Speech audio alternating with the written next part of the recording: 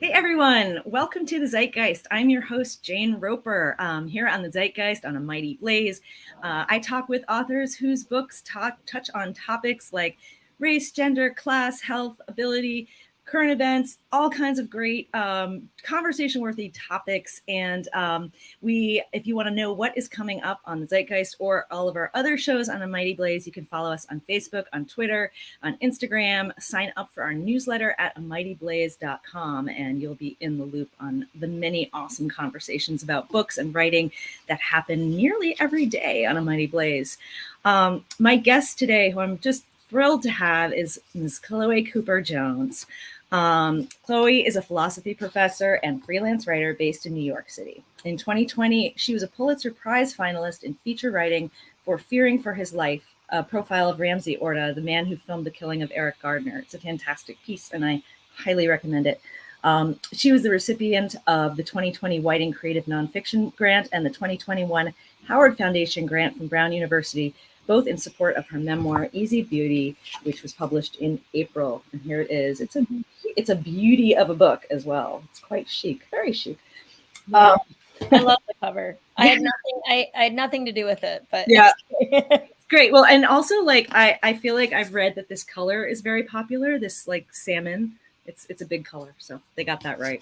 Yeah, it's nice. There's like a lot of Instagram posts of books that are sort of all in this pinky family. Yeah. So I'm getting sort of sandwiched between some beautiful pinky covers, which is right. It's yes. It's very on fashion. So Chloé's work has appeared in publications including GQ, The Verge, Vice, Book Forum, New York Magazine, and The Believer. In Easy Beauty, her debut memoir, she braids memory, observation, and the history of philosophical aesthetics to consider her life as a woman with a visible congenital disability. After unexpectedly becoming a mother, she embarks on a series of journeys, both literal and figurative, reclaiming the physical and emotional spaces that she had been denied and had denied herself. Oh, welcome, Chloé. Thank you so much for being here, and congratulations on the memoir. Thank you. Thank you so much for having me, Jane. Glad you are here. And I know you've had, like, the dust has settled a little bit. Book came out in April. So hopefully, like, I'm sure you were super busy at first and maybe things have cooled down a little bit. So yeah, I just got home from about 2 straight months on the road. So, wow. Or I came back and forth to New York for a couple events. So it wasn't 2 months away from New York, but it was basically 2 straight months of events and travel, and it was amazing. But I'm just sort of like back in my apartment for the first time and sort of regaining a sense of normal life, which is fantastic. That must feel good, especially since you're a mom. You've got a son who's, how old is he now? He's 10, and he's a travel obsessive. He wants to be a travel photographer. Oh, wow. Luckily he could come with me on a lot of the tour, and thought it was like the most fun thing ever. Like, he loves an airport. He loves a hotel. He loves like all the logistics of travel. He loves meeting strangers. He came to a ton of my book events and sat in the front row and asked questions. So it was really fun to, I was really lucky that he was at an age where that was possible, and I didn't really have to make too much of a decision between what I could do and how that would affect my parenting. I could just be like, do you want to come? Yeah, come along. Right. And granted, it doesn't matter if you miss a lot of school. It's like, whatever. It's a life experience. I didn't care. He didn't miss too much school, which is good, but I also didn't care. I was like, this is a once in a lifetime experience. Right. So much of school is online anyway, so he could do a ton of stuff online. And I was like, I'd rather have him with me. And certainly I think just traveling around and having these conversations, and we did a lot of stuff in different cities, felt like its own very worthy education to me. Totally. Yeah, no, absolutely. So your book, which I loved, has one of the most kind of incredible first sentences of a book. It begins, I am in a bar in Brooklyn listening to 2 men, my friends, discuss whether my life is worth living. That's pretty damn powerful. And there's a lot to unpack in that. Can Can you talk about the significance of that moment, that event, and sort of why you chose to start there? Yeah. I wish maybe I still have this document, but I wrote this sentence probably like 20 different ways. And Mm, every time I would go through edits, I would sort of tweak it. It was really important for me to get this sentence just right. And there are versions of this sentence that are like really extreme, like Henry James inspired, lots and lots and lots of clauses. And then I would cut them down, and then I would inflate them again, and then I would cut them down. And so this sentence, just stylistically, I really wanted to pack a lot into it. The significant the significance of it narratively is that yeah, it's the beginning, it's like the call to action in a mhm. lot of ways to the quest that becomes the book. Which is that I just went to have drinks with my friends. They're in my philosophy department. One of the men was a really good friend of mine, and the other was sort of a new person that I was Right. meeting. And in the course of this evening, we started having a conversation about a case in bioethics that has to do with disability.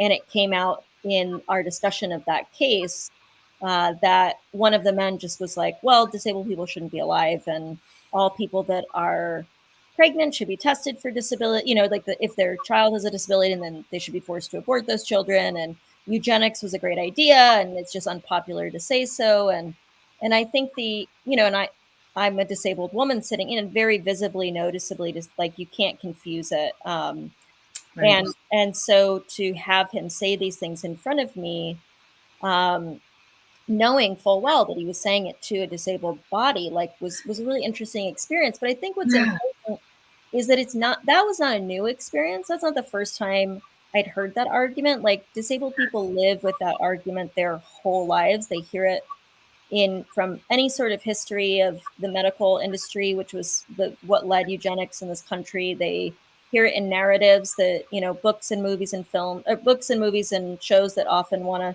introduce a disabled person to kill them later, to You help heard them. it from your own doctor, really, Yeah, right? You yeah, know, your own obstetrician. We can talk about that later, but yeah. yeah. I mean, absolutely. It's just so I think the important thing was that there was no shock in Right. that sense. It wasn't a new thing someone was Mhm. saying to me. That the newness of it was my awareness for the first time that I didn't want to engage in the conversation. I wanted to retreat Mm, from the moment rather than engage and try to figure out a way to defend my own existence. And there were a lot of complicated reasons why I didn't want to do that. But for the first time, I really recognized that if I wasn't going to try to argue against that, then I was necessarily, to some extent, complicit in that belief. mhm. And I knew I needed to shift something within myself in order to not Yes. remain complicit to the worst beliefs about my body and my existence.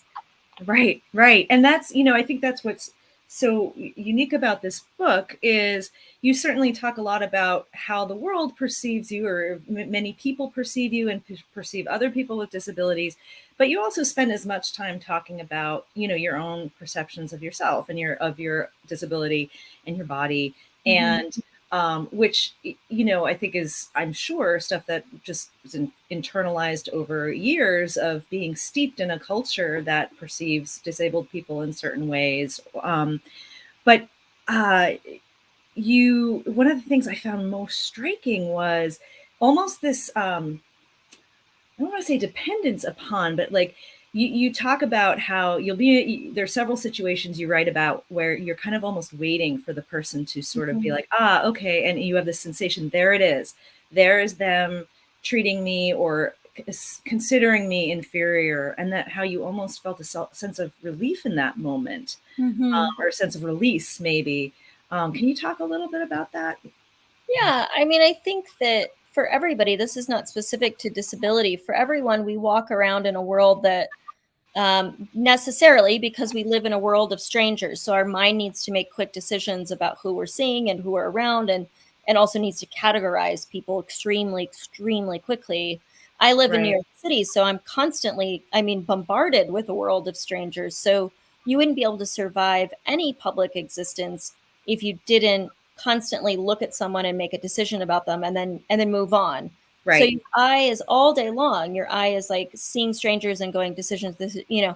danger, not danger, like Right. whatever. It's a survival mechanism that's part of being human. So we've Right. all had this experience um, of being some visual aspect of us being recognized in the eyes of others, and then a Yeah. concept about that like projected on us for a moment, Right. whether it's because you're female or you're a certain age or you're a mother or you're walking a certain way or you're, speaking a certain way or you have a certain skin color or whatever it is. There's Yep. just going to be this quick whoop, and you're going to see that concept reflected, that first initial concept reflected back to you in the eyes of others. And the thing that Yeah. I, as a particularly small, short, disabled woman who walks with a very noticeable side to side gait. So Mm-hmm. if I'm walking toward you, I can look sort of precarious or unstable. So Mm-hmm. the thing that I see reflected back to me over and over and over in the eyes of strangers is just like concern, fear, pity, a Right. certainty that I'm weak, that I'm incapable, that I need protection. Right. And that also sometimes can provoke disgust. Mm-hmm. And there is a way in which it's impossible not to, if you see that over and over again, to not internalize it. Then Sure. once you've internalized it, you start expecting it. You start Right. looking for it. You start going, well, of course, if I go to this grocery store, who's going to stare at me? And then that's a kind of an anxious feeling too, being like, oh, okay, when is someone going to pity me? When is someone going to say a mean thing? If I Mm-hmm. go to a bar, is someone going to get drunk and pat me on the head? Like, when is it going to happen? Is it coming? Is it coming? And Right. then when it does, it sort of just, yeah, it is a relief. You go, oh, okay, there it is. There's this Yeah. person that was going to do the thing I knew was coming. There it is. Mm-hmm. Mm-hmm. Um, Yeah, and so like it's a release of the tension in a way of that, like of the tension of anticipation and dread and everything. It's sort of, yeah, yeah. that makes sense. But in that way, you realize, like, once I started to become more self-aware of that, and I think also this is true for most people and not specific to disability, is you become yourself a collaborator with that negative gaze, right? Right. So you're looking for it, you're almost I mean, no, not almost, you're absolutely amplifying its effect on you. It's Right. validating something about you that you're certain the world sees. And then you sort of, it becomes in some cases, like a perpetuating cycle. Then you sort of Yeah. respond defensively, and then that aggravates their view of you. And it's like, Yeah. so I mean, a big struggle of this book and of self awareness in general for me has been to cease being a collaborator in that moment. Yeah. Yeah. And did you, as you were sort of going through the journey in your book, I guess this is kind of like a writerly question, right? But were you conscious of that journey as you were in it? Was it sort of a like, here, I'm going to take this, because just for folks who haven't read the book, it takes, there's a series of trips that you go on, Mhm. right, for different writing assignments. So there is some chronology, but it's very much organized, structured by kind of distinct experiences, places that you go.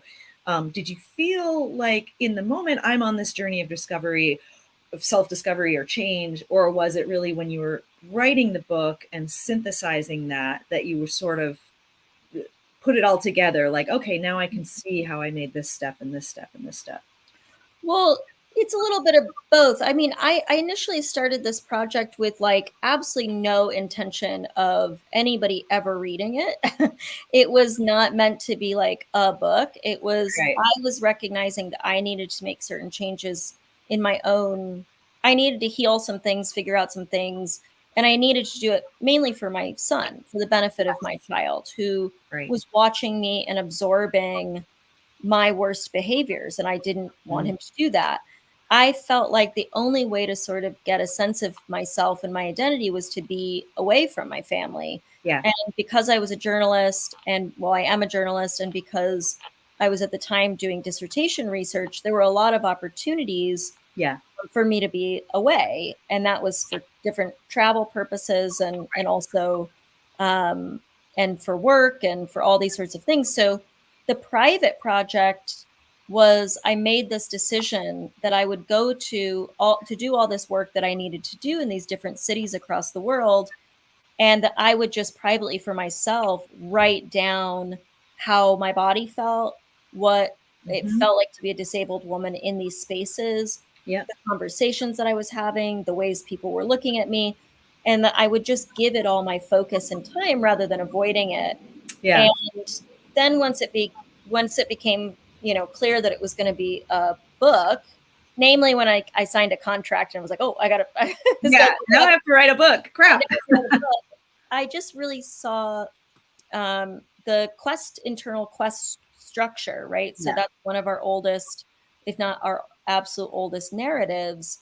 And it's something that you can apply to nearly any sort of thing, this internal quest. And so each chapter of the book takes place in a different city Yeah. and focuses on what are the tools that along this path that I gain in each one of these Yeah. places, who guides me, who are my mentors, Right. what are the monsters that I have to defeat. Yep. And those are obviously rendered abstractly and mostly internally, um, but I wanted to really use that quest structure to ground this narrative, because I think I take a lot of risks with time moving back and forth, or spending a lot of time like having complicated feelings about statues and stuff. So it's like, so that stuff is kind of, I tried very hard to push the language, the sentences, the structure, the movement, the sort of feeling of consciousness, but I also wanted to then ground it in a Yeah. structure that was Right. very familiar and really sort of a core human story. Right. Right. Yeah. The hero's journey. We're all about it. I wanted to share a comment from one of our viewers. From Chris, that's the way discrimination works. To what you're saying earlier, we as humans internalize negative stereotypes and hold ourselves accountable for other people's prejudice. As a person who's overweight and lives with mental illness, I know what others speak. Thank you for your frankness. No, Yeah, thank you, you. Chris. Yeah.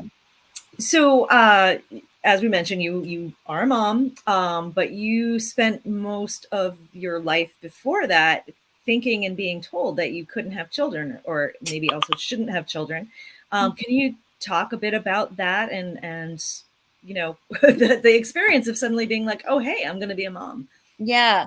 I was told I could never get pregnant. I found out later that this is actually a really common thing for disabled women. They're just told they can't get pregnant.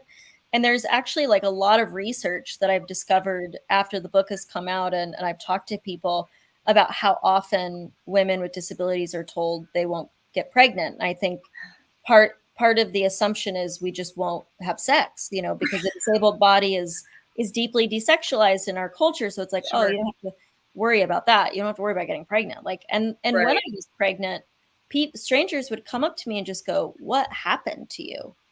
And I would be like, "I'm pregnant, I'm a baby, like the normal way." Just Yep. Uh, Yep. and so that I just believed it, because again, it's like I was told that since I was a child that I could Right. never get pregnant.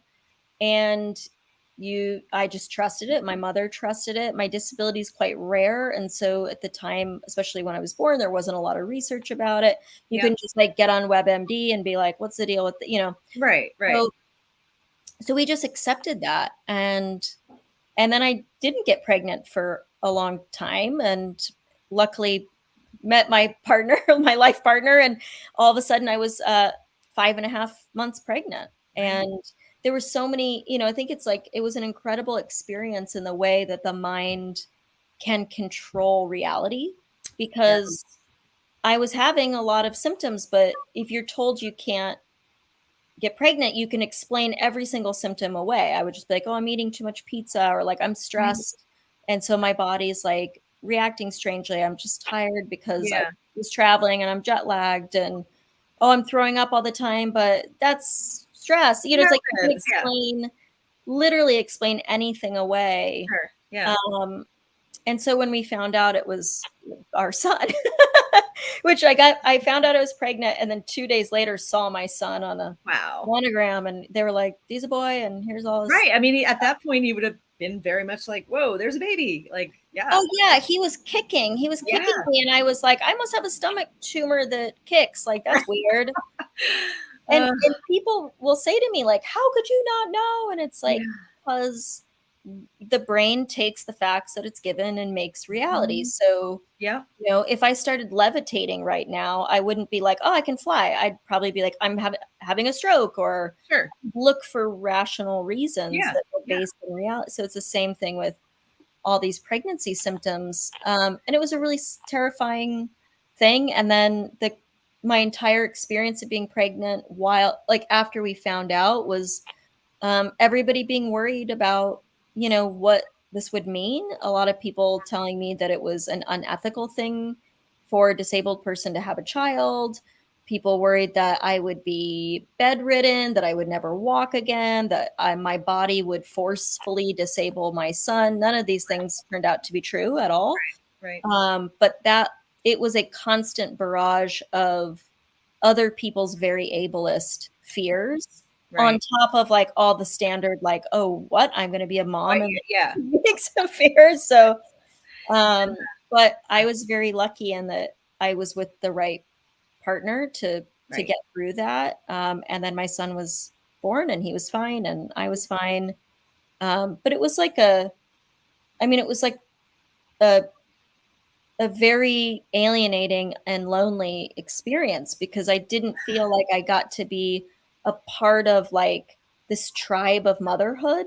Like, Right. because it was like, yeah, but yours doesn't count because yours Yeah, is it's like yours is not supposed to happen, or yours is weird, or yours is and the fact that even your obstetrician was sort of like didn't sound like a great out. I mean, your obstetrician should be like your right hand person through this whole thing, and it sounds like your guy was kind of like, have you thought about the ethics of this? And it's oh just yeah. so disturbing. Yeah, as I was reading, I was thinking a lot about like why there are these sort of taboos, right, when it comes to disabled people or disabled women in particular, like around not thinking of like, hey, they have sex and romance and love, it's but it's almost as if people want to sort of like you were talking about earlier, right? About like categorizing people or like putting people in a neat box. It's almost like, well, it's easier for me to comprehend this if I can totally separate it, like totally separate this concept or this person and make it like, oh, I heard you say, I think in some interview about how the it's almost like people think of disabled people as not participating in real life, like it's something separate, like a different reality almost. Oh yeah. Yeah, absolutely. I think there's a lot of narratives that reinforce this idea that disability is like a completely other existence. And I think part of it is like and there are ways that this is changing a little bit now. And I actually saw a phenomenal play last night here in New York City called Corsicana, and it was, or Corsicana, I should say it like a Texan because it's a Texan. I don't know, I'm saying Corsicana. Corsicana. Corsicana. And it featured the first time ever that an actress with Down syndrome was on a Broadway stage. Oh, wow. Some of these things are shifting very, very, very slowly, but Sure. growing up, the narratives that I saw about disability typically were one of three things. The disabled person was sexless, had no romance, had no agency, was either a perfect angel or a sort of harbinger of a bad omen, one of the two. And then Right. they usually die at the end to help like other realer, able-bodied people to be like a feeling of their own life. So like the Right. classic example is Beth in Little Women, where it's Right. like the other sisters they have passions, Amy paints and Joe's a writer, and they have goals, they have love, they have Right. agency, they have internal, and Beth is there to like be an angel and die, Right. help Right. them. And I was like, oh, and there's so many people that are like, oh, I saw myself in, Joe or Amy or whatever. And I'm like, well, I'm Beth and I'm just gonna die. Like I don't die in my book. I Right. Right. That's good. but I think that if that's the narrative that you grow up with, and the narrative that is perpetuated about disability over and over and over Yeah. again, it's very easy to be like, oh, that's not real. That's not like a real life. It's not a life of as much value or inherent worth. And there Right. just aren't that many cultural markers of of inherent worth around the disabled body. Like, I never saw anybody that looked like me on the cover of Vogue magazine or Right. starring in, a romance film. I don't know of any Disney princesses that, are in a wheelchair. Like, Right. best were a side character relegated to the background. But Right. Right. so if we're totally absent from narratives about what life is, Yeah. then you start to treat people that way, and you start to go, Yeah. well, you won't get married, and you won't have kids, and Right. You're a side character. Like, yeah, you're a mascot. We right. like you. You're a mascot, and Right. you're sort of always on the margins. And sometimes when you, as a disabled person, like, take up your own space, it's Yeah. actually like really jarring and almost like abrasive to people. They're Right. like, you're not, wait a minute, like, you're not supposed to do that. And Yeah. I've had really intense reactions from people sometimes when I'm, yeah, talking about being in love or talking about having a crush on Harry Styles or something. It's like, Right. Right. and I'm like, What? come on, What? it's all of us. Yeah. Who Anyway, doesn't? I mean, my God. yeah. Speaking of crushes, okay, Yeah. is one of my celebrity crushes you mentioned in your book, which is Peter Dinklage. Oh yeah. Oh my Um, God. oh God, he's gorgeous. He's on my like hall pass list. Anyway, so you're at an event with him, and you were that was that the Sundance Film Festival that you Yeah. were covering, right? So he was getting an award for most looked up celebrity on a certain website, which was kind of funny in and of itself. But you wrote about how you were experiencing it just sounded like such a weird experience because people immediately started, you're at this party, he hadn't arrived yet, but people immediately started like associating you with him or thinking you were there with him. Mhm. And then they were asking you questions as if you could answer for him. As if you guys really were linked just because you were both short. But then there was a moment of recognition and sort of acknowledgement between the two of you as well. So it was just an interesting contrast. It's like, yes, you did have a connection and an affinity, but at the same time you were very aware, like, yeah, but we're not like we're strangers, Yeah. Yeah. I'll just say as a side note, since we're talking about crushes for a second, he is a very sexy human. And I found out later, there's an episode of Seinfeld in which Elaine falls in love with a phone, like a salesperson on the phone. Oh, yeah. The voice is so Right. sexy, and Yeah. she just listens to this voice, and she's like, "I'm in love with you," and that's Peter Dinklage. Oh, really? Yeah, and Oh, when I wow. met him, I was like, "I get it." Like, his Oh my, that yeah. charisma that just, like, is, very powerful, Yeah. Yeah. and, yeah, if he had been like, "Let's go, let's run away with me," I would have been Right. like, I'll Yep. text my husband and then go. Yeah, and I would think like any husband would have to be like, yeah, go. Like, I Oh, mean, yeah, come on, yeah, come yeah. on. Yeah. No, my husband's very understanding. He would Yeah. never begrudge me that experience. Right, right. But, no, Peter Dinklage was, yeah, it was a strange experience because I went to this party, he wasn't there yet, and people kept asking me these questions. Just immediately was like, "Oh, why is she here?" And I Right. think that's a kind of reaction I get all the time, is sort of people stare and people are kind of like, "What's she doing here? What's Yeah. this strange body doing in my space of normal bodies? And this is an Right. abnormal body." So I get that a lot, but I think because we all knew we were there to celebrate Peter Dinklage, people just could go, "Oh, that's why she's here. She must be somehow Right. It him." must be a disability thing, or it must be a Yeah, something, or like, like that's their brother and sister, and all families have these, right. and so I don't have a chondroplasia, but I do have, which is what Peter Dinklage Right. is, but I do have a very similar body type. We're about the same height, Mhm. and we have foreshortened. I don't have foreshortened arms, but I have foreshortened limbs in my legs. So we have like a lot of similar sort of physical presentations. Sure. And there were all these moments in which, when we were at this party, where people were just kind of responding to us in the same way. So Yeah. there was a very high bar, like, to get drinks, and the bartender looked over both of our heads, and we kind of were like, "Oh yeah, that's happening to you." Yeah. Yep. And then there was just a very brief moment in which we connected at this party, and I think the very strong feeling for me was, there's certain things in my life I wouldn't have to translate for you. Yes. There's certain experiences we've had that we could just look at each other or say one word Yeah. or briefly mention, and we would know. We would just and it felt like never speaking a native tongue, and then all of a sudden your countryman is there and you're Yeah. speaking your native tongue.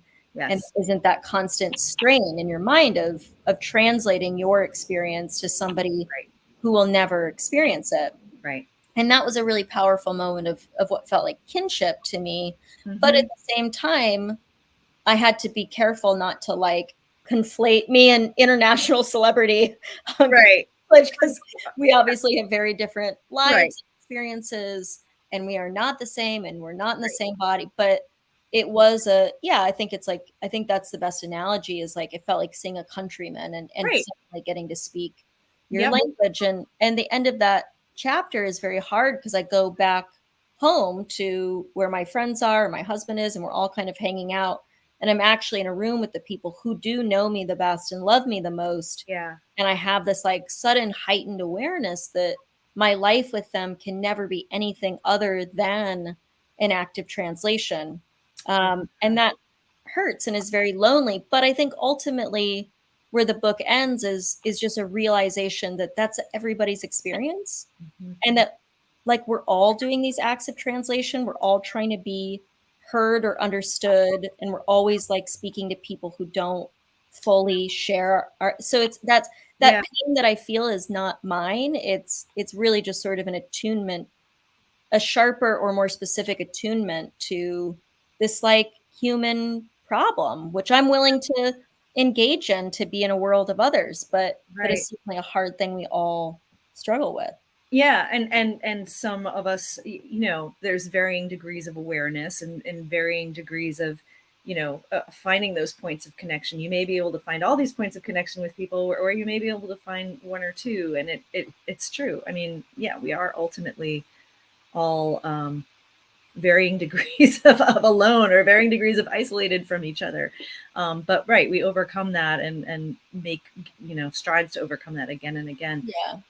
I wanted to Yeah. ask also about, I'm sorry, were you going to say something? No, I was just agreeing with you and saying, we're all misunderstood. We've all had that Yeah. pain of being misunderstood, and the desire, I think, to want to retreat because you don't want to be misunderstood. And Right. then the challenge of, instead of retreating, engaging in those Right. moments. Yeah. Right.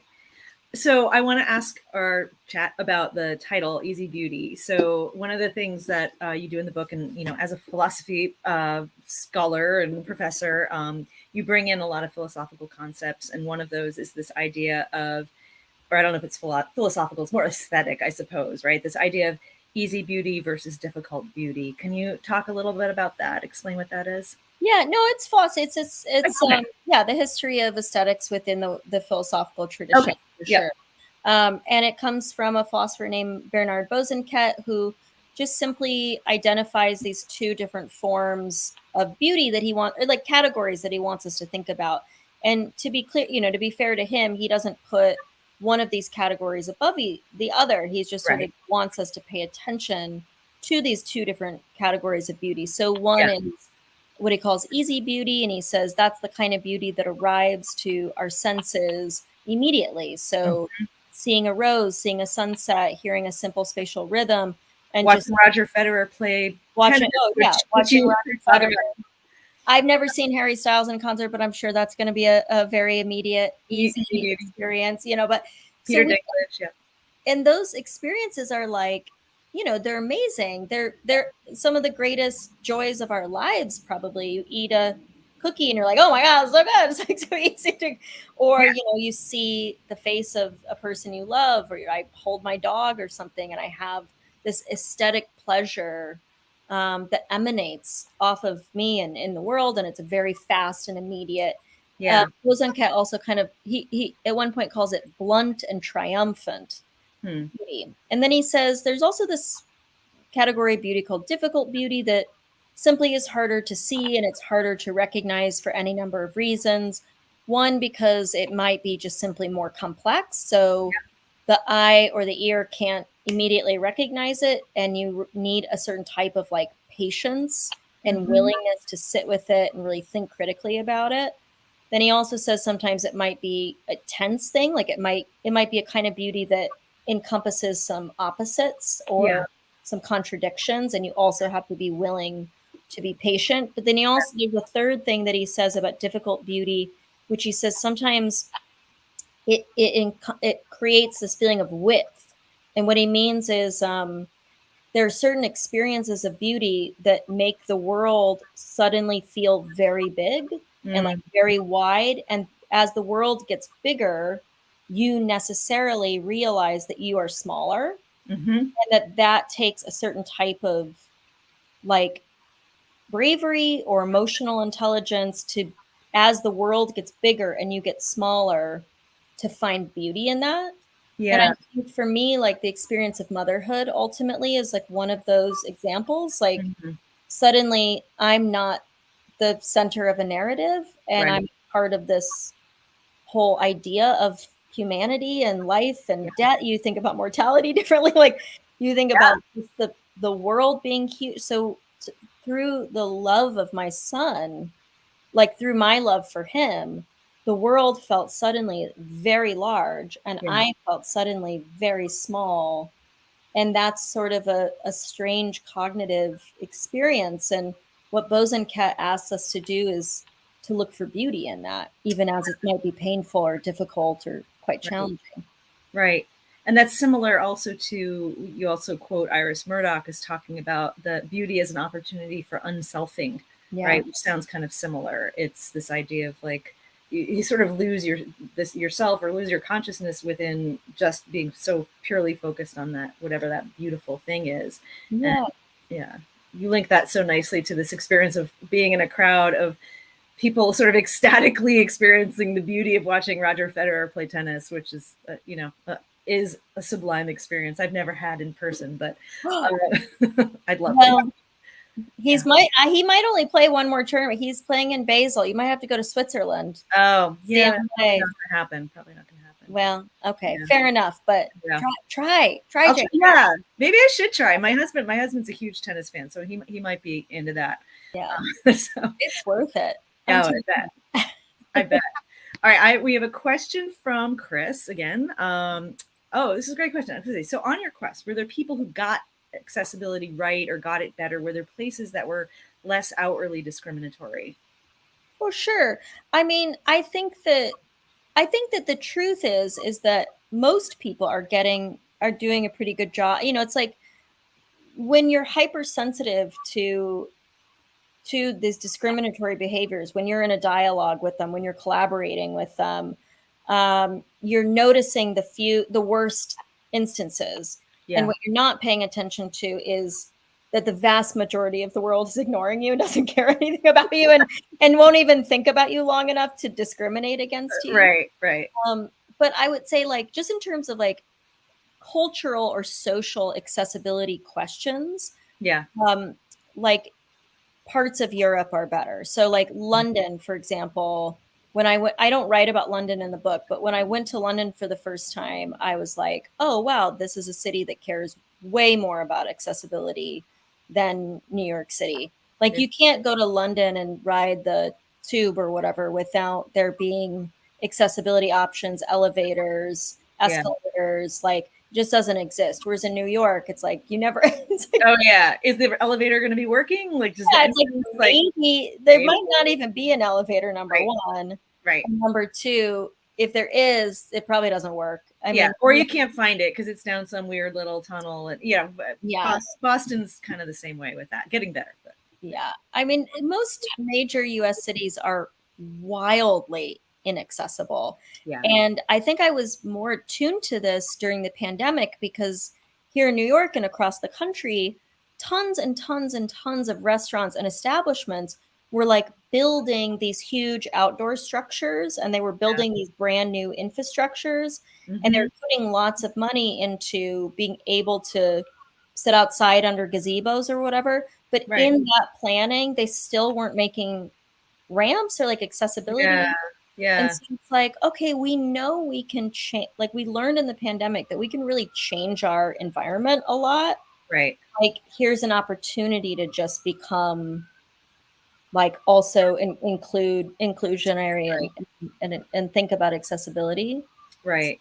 Right. Yeah. It's people are more willing to change things when it's about profit. Not Yeah. that there is, although there is profit in accessibility as well. Well, there is, because, about 25% of the country identifies as having some type of disability, which is not necessarily mobility related, but which I'm just talking about with ramps. There's all kinds of different types of accessibility, but also like now my son's old, but as a mother of a young child, like there's also just like strollers, bad knees. There are people who get hurt. There are people who, are on crutches for. It's like elderly folks who, it's like, why not just make it easier for everybody? And and this is a thing I want to say, like accessibility and disability issues, they should be more important to people, because every single one of us is on a spectrum of disability. Like even if you have a very strong able body or what, you don't identify as neurodivergent or whatever, if you're lucky and you live long enough, you are going to experience shifts in your physiological self, or you'll get sick, or you'll have an accident. So it's like, none of us are fully separated from the experience of disability. And so the ways in which we make decisions around disability should feel like of great importance to everyone, not to some marginalized community. Right. Yep. And that, it does seem like slowly but surely the awareness around that is changing, but still a long way to go. Yeah. So I forget, I know we talked about it, but was there a bookstore you want to plug where you, maybe in Brooklyn that folks could order your book from, or if they're in the area? I have to plug two, if that's okay. Yeah, go for it. One is my neighborhood bookstore, Books Are Magic, here in Brooklyn. Yeah. An amazing bookstore owned by a wonderful author who has a book out. Emma Straub has her book out just this month. I think actually today was her UK book release. So congrats to her. And the bookstore is amazing. And they hosted my book launch. But then the other one is the Raven Bookstore in Lawrence, Kansas, which is my childhood bookstore. Oh, cool. They also hosted one of my book launches, but they just got named by Publishers Weekly the best bookstore in the country. Whoa. So we have to give a major shout out and congrats to Lawrence, Kansas's Raven. The Raven. I wonder if they've been on our Mighty Blaze show, Emma, I'm looking at Emma. Authors Love Bookstores, where we feature an indie bookstore owner and an author in conversation. So I'll have to make sure. Danny Kane is the owner of that, and he's a wonderful poet and has been unbelievably supportive of my book. He's a friend I've known for a while now, and I'm just couldn't be more happy for them.